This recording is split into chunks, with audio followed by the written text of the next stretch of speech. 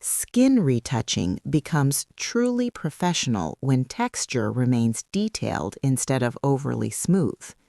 Today, how to create detailed skin retouching. Open Photoshop and create a canvas around 2600 by 3600 pixels at 300 dpi. Import your portrait and duplicate the background layer to keep the original image intact. Use the Spot Healing Brush tool first to remove visible blemishes or small imperfections while preserving natural skin texture. Next, duplicate the layer again and apply Filter, Other, High Pass with a radius around 1.5